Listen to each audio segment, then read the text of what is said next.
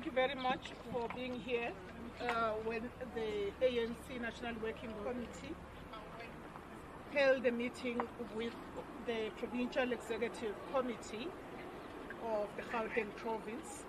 And to reflect on that, I'll ask the SG to address yourselves, colleagues. Thank you very much, ladies and gentlemen of the media. We have just finished our meeting with the Gauteng Province. It is more or less the same as KZN.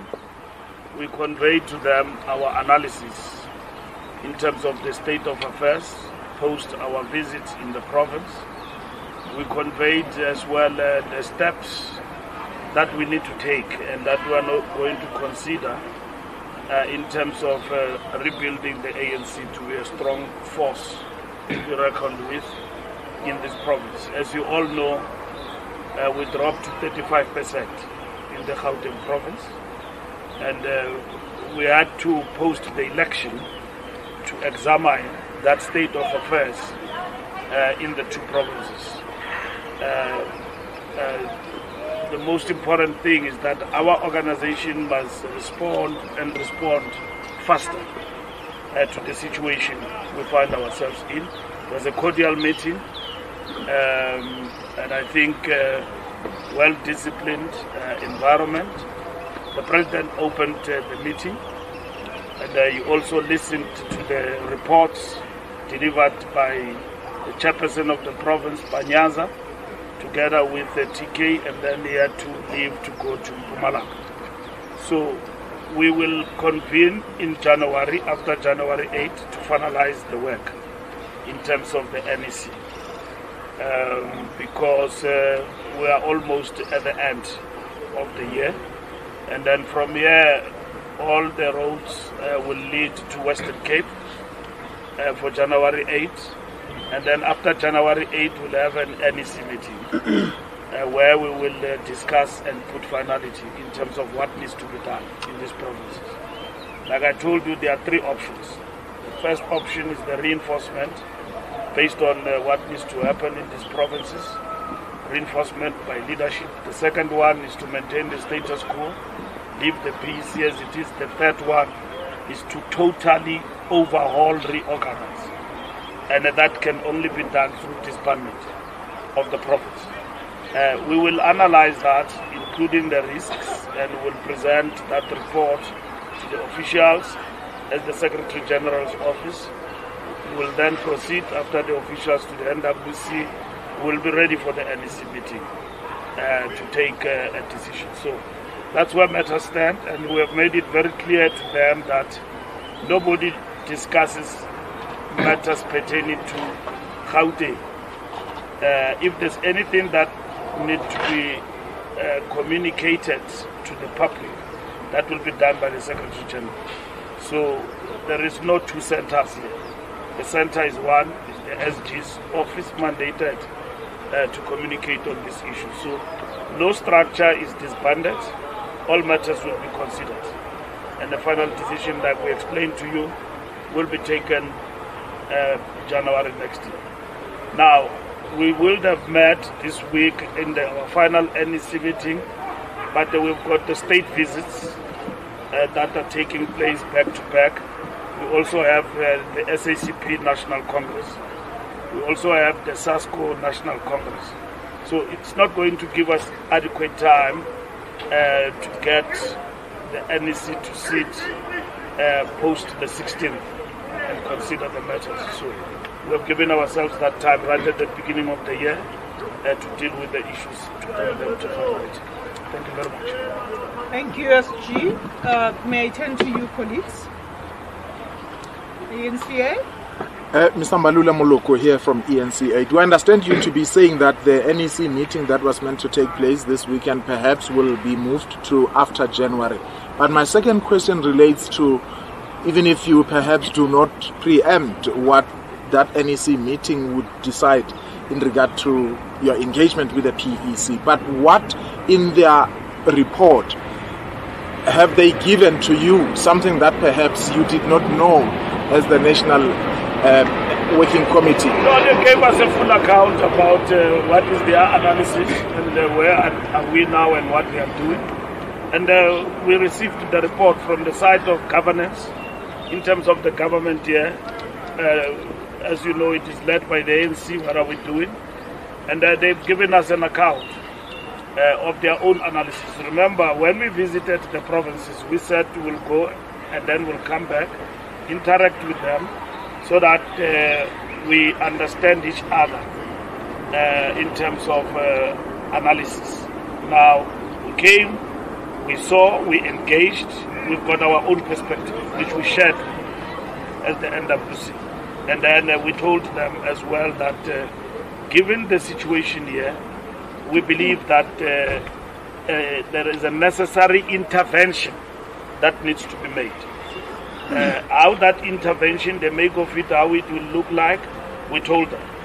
We even told them as well that if you think that there is a fourth option you want to bring to the table in terms of responding to the situation we found ourselves, we can do that. But nonetheless, we are done now with that part of engaging, and then we're moving to the NEC because we need to strengthen the ANC in the two provinces.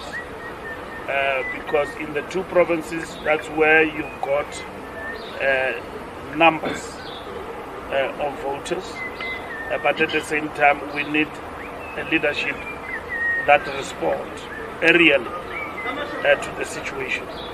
And how we get to do that, it's a matter that we'll debate and finalize in January. And then the NEC will take place in January. We'll have two NEC meetings in January. The first meeting will be the meeting to finalize January 8 statement. The second meeting after January 8 will be to look at this matter and other issues. Annual report, so all of those things. This weekend it has become very difficult for us because we've got the SACP National Congress, we've got the two state visits, that meant we will meet, we try to shift to Saturday, Sunday, it's impossible. And then we've got in Matikama the celebrations of Reconciliation Day. So it is just traffic when it comes to dates. So we want, when we meet and reflect on issues, on every one of the NEC members would like to reflect and engage with the report that we'll present to them. That's what is going to happen in January. Thank you very much. I'll turn to my left. Start with you, Peter. Thank you so much. SG Peter from Kai News. SG, what were the reasons that the PC gave which dropped in the province going into the 2026 election, the ones that needs to be fixed? The nature of the issues that they presented, I think it's an impact of external objective factors on them, the state of the economy, etc., and so on. Remember, this analysis, as much as it is what they do and giving an account as it is expected from the structure, at the end of the day, we have met with the structures. We have engaged with the structures. We know organizationally what is happening in Gauteng. And we will share that perspective with you, like I said last time, once the NEC have met and discussed the issues. The perspective of our analysis, organizational weaknesses, the objective factors that had an impact in terms of this outcome. So it's not a blame game. It's a question of we are faced with this, what needs to be done. And what needs to be done must be directed. And it cannot just be thumb-sucked. It must be informed by analysis on the ground, engagement with structures, and at the same time talking to the leadership. But equally give them a chance to explain where do they actually come from. So I don't want to discuss that as though, we will give an overall perspective once the NEC have reflected, and then they took a decision on this matter. Okay, so BC? Okay, thanks SG. My name is Ntebu. I'm with the SACC.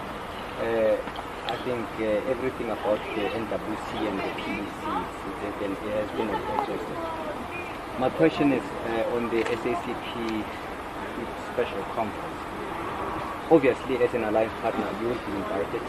What are you taking to that meeting? I know that at some point you raised your concern in terms of your uncomfortability by what the SACP was raising, that they would contest the 2026 elections alone. As the ANC, what are you taking to that meeting to either convince or maybe to try to change their position? We are going to the SACP Congress. Deputy President Mashatile will lead our delegation. He will also deliver our message to the SACP Congress. We have been invited to deliver a message of support. We will do so. We are not the SACP, we have a delegation. It will go and then listen what the conference is saying, and post the conference we've got a bilateral with the SACP in January. Yeah, should they actually take a decision, like they have already informed us that they want to stand alone, we are going to engage with that decision in terms of its implications for the alliance, and we have cautioned against that, but it will have far-reaching implications for the alliance in terms of our partnership as allies going forward. So, comrades, when necessary, will listen and engage with what they will bring back the report from the meeting. But over and above that, we'll meet with the SACP next year as agreed from our bilateral. To my left, okay, Lunga. Thank you so much, SG. My name is Lunga Nzanga from the Mail and Guardian. SG, from what I'm hearing from the SACP is that their meeting that is going to on the Congress is basically to finalize on how they are going to go about the election. So it seems as if they have taken a decision that they are going to go in that election, just the nitty-gritties of how they're going to go about it. If that's the case, will you consider as the ANC removing the ministers who are allied to the SACP? Because if they are contesting you, would that not be an issue where you sit in the same meeting with people who are actually contesting? Thank you. Well, we are not going to do that because as much as members of the ANC are members of the SACP, they are here on their own name and land. So we are not going to remove anyone because of their membership of the SACP. We are not going to do that. It will be apolitical, it will be in principle, unprincipled position. We will look at the perspective of the SACP in relation to its implications for our relationship, because when you contest elections, first and foremost what it means is that you contest elections with the ANC being your ally and leader. So what it means is that you're going to contribute to opposition to the ANC. So we need to examine the reasons, which in the main the party said is a reconfiguration. We agreed to finalize that discussion in January, and then we'll do everything possible to undermine a decision that will have dire consequences for the alliance like that. But nonetheless, it will be the decision of the party. They have already taken the decision. They are going to a special congress with that decision. But we'll engage with them, like I said, post that congress decision, including its implications. So if the SACP contest tomorrow this award, and the ANC contest, we are going to clash. And then we're going to divide the base and all of that. So it has got implications. We can't say to you that that is why we cautioned against that. So, but we also don't want to preempt the Communist Party Congress and its decisions. We will have a delegation, honor the invitation, and the invitation comes with the honor to speak and deliver a message. So it will be led by the Deputy President of the ANC. and that is what is going to happen. And on Friday, we will be.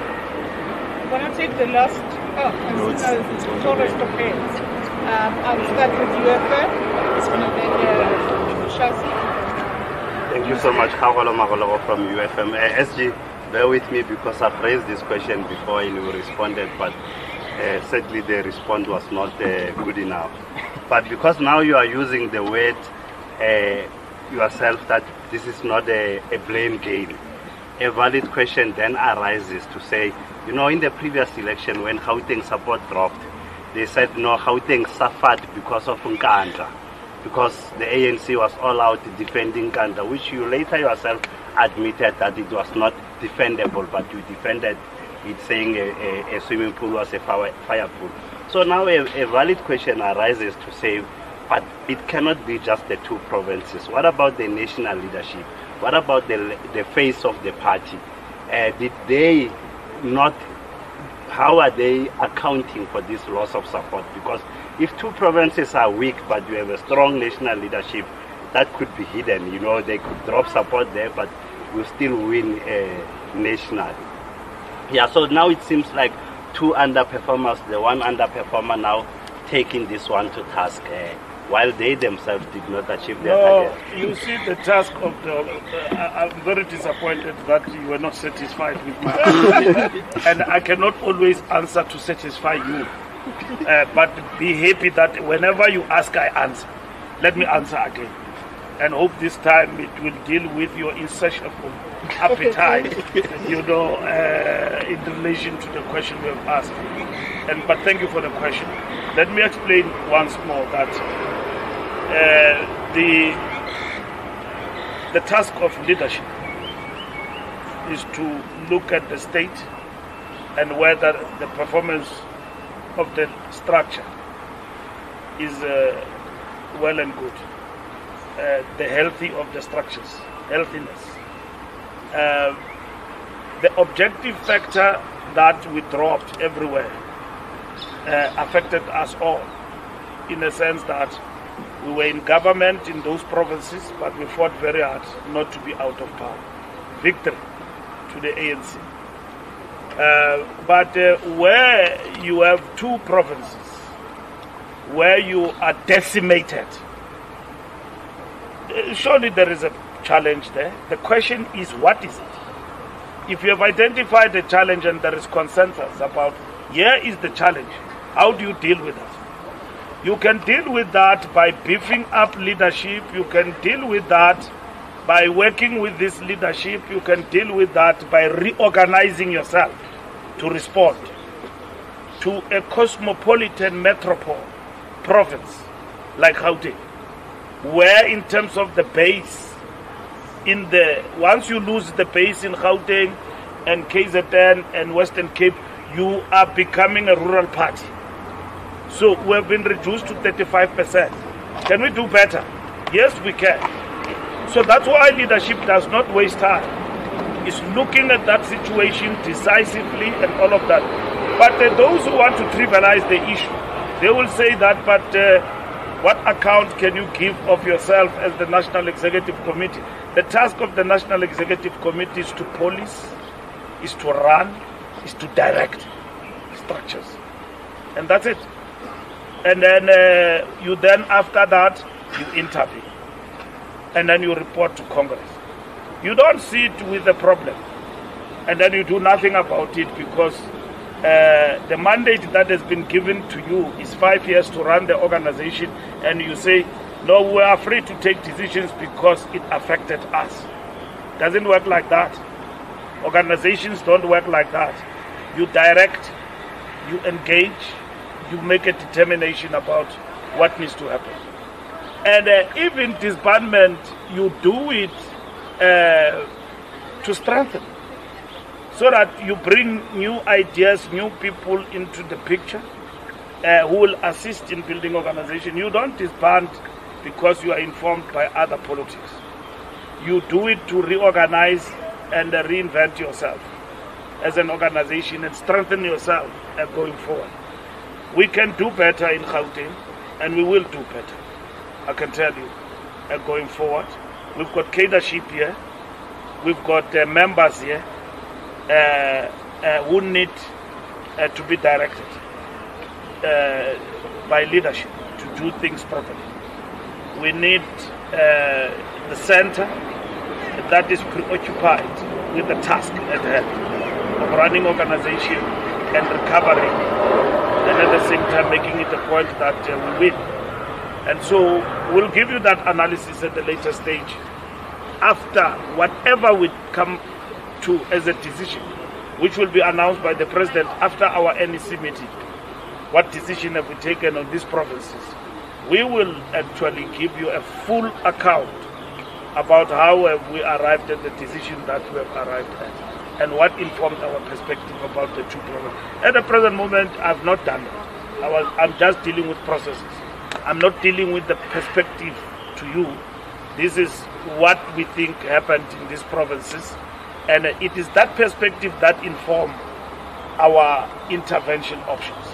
But once we arrive at options, you also devise that there are options that have got risks and then lesser risks and all of that. You look into that potential risk and so on, and then it must inform your decision. But you don't fold arms and look at the organization dissipating. I mean, we dropped in Gauteng and KZN, and it affected the national percentage. And this is densely populated areas where majority of our voters come from. So we need, that is the work that we are doing, and we think we are doing what is expected of us as the national leadership of the organization. Newsroom? Junior Kumalo from Newsroom Africa. Just to understand the options, you said reinforce, leave the status quo, or disband, and you gave them an opportunity to come up with a fourth. Am I getting that correct?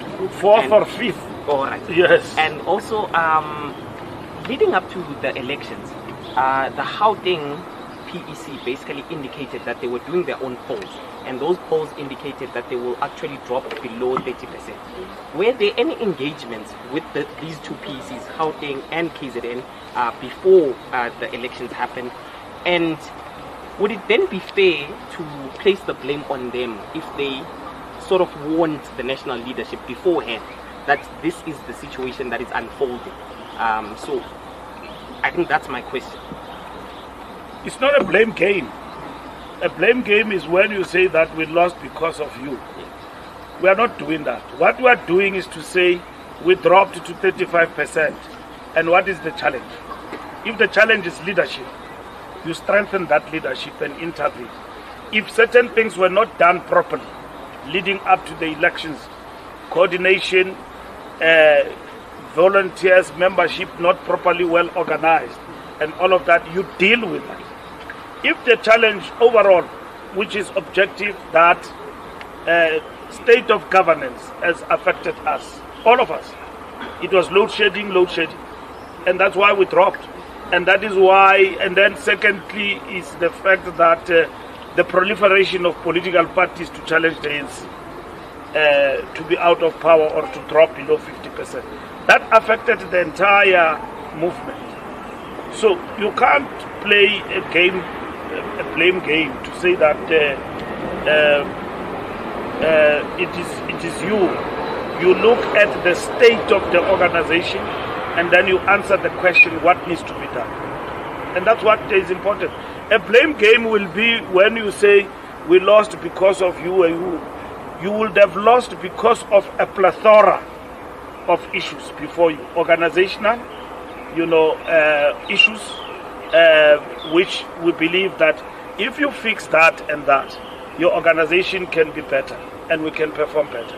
If the ANC is well organized, massive as it is on the ground, nobody can catch up with us on the ground. Well-oiled machinery that we've got and so on. You get into areas where you see that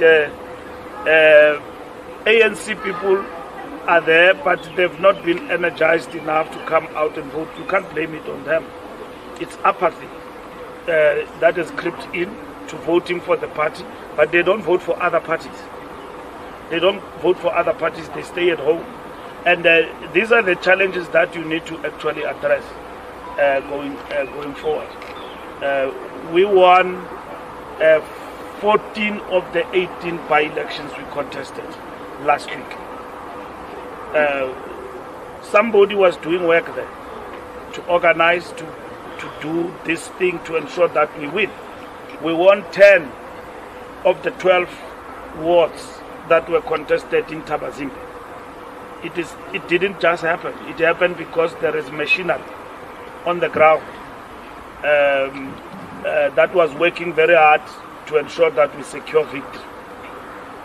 We got 900 votes in Mtuba from 217 in the last election. In this election, we got 900 and something, second to the IFP. In the last election, we got 217. MK party of Jacob Zuma, the Zuma party, got 300 and something. In Mtuba, we beat them in this election. So, it is hard work of organization on the ground. Elections are not lost because the polls are saying you will get 30%. Once the polls tell you you'll get 30%, you implement strategies that will make it a point that you don't get that 30%. And there's a whole lot of factors that affected us and all of that and everybody else and so on. Now, if in the two provinces that we have gone to, we have identified what are the weaknesses and we need to respond to this thing. The other day, I compared ourselves in a scenario of vehicles. We are challenging a Ferrari in KZN, which is IFP and Zuma Party. So we need to come with an aeroplane, Gulfstream, aeroplane, not just any other aeroplane, Gulfstream, to overtake that Ferrari. We cannot come with a conquest. We will never be in a position to deal with that Ferrari. So, in how you upgrade yourself to a Gulfstream, it will include many passengers in the Gulfstream. It can be reinforcement, it can be disbandment, total overhaul, or it can be, okay, the status quo is still fine, these people are good. All what we need to do is just to tweak there and there, but this leadership, let's go with it. So these are the things we will examine. And maybe there is a fourth one or a fifth one. I don't think we can pass these three. But we know exactly where we are. We are not thumb-sucking. We know what is our challenge. It's not a blame game. It's a question of how the ANC respond to this situation with a view of strengthening our capacity as an organization in these two provinces and in Gauteng in particular as well. Take the last two, Power, and then we will end with Sunday. Nkosinathi Shazi from Power FM News. My question is related to the event happening next door. So the ANC Youth League in Gauteng is hosting its Congress, its first Congress in over a decade. And you speak about discipline and renewal. But we saw scenes here earlier with the Youth League, with a number of delegates just walking around in Amakula box, Namapiyas and some of them obviously are booked here, but perhaps maybe I'm being too harsh, but the state of discipline by the ANC Youth League with the national leadership here next door. So I just wanted to get your reflection on that. Is that the new youth league that the ANC wants to see, or are we being too harsh on the young lions of Gauteng? Thank you. I can't respond to that at the present moment because you saw the evidence, I didn't see it. As you reported here, I will need a full account from the youth league leadership in the province. Is there such a thing that happened? Because they came here for a conference, so we don't expect people to be drinking alcohol in the premises of the conference. As much as people are young, you start first, finish, and then thereafter you party. Young people must be allowed to be free souls and party whenever it is necessary, so that when they grow up, they don't want to do things that they missteps they didn't do when they were youth. So when the conference is on, they shouldn't be drinking. At night, they can do what they want. Interact as young people, fully express themselves in the social activity, but it will be wrong to mix business with alcohol whilst the conference is on. They can do that in the evening when they break. What is the impatience about it? I mean, this is not a festival, it's a conference, you must be sober. So when you drink whilst plenary is on, it means you've got no intention to make a constructive contribution. You are a drunkard. You think that it is a festival. That behavior must be corrected by the leadership of the youth league. But under normal circumstances, it's young people, they've converged. At the right time, they must sit down, reflect, and have fun. That's what being youth, it's all about. But you don't drown in the fun. And you don't take alcohol and drink whilst you are working. That is totally unacceptable. Thank you. The last very parting shot. All right. Thank you very much, SG. My name is Sanda Mboleko from the Sunday Times. Just a quick account of how similar or how different were the two accounts from KZN and Gauteng. Well, the similarity is that the main party that came about won a number of votes. The similarity is that in the organization there are certain things and tendencies that creep in and that undermined our performance. So again, I don't want to get into that analysis up until we debate. So I can just briefly say that. But at the right time next year, I'll give you a detailed analysis in terms of the comparisons, if you want to, of the two provinces and what did we make of them when we visited the NWC. All right, with that, thank you very much, colleagues. We are adjourned.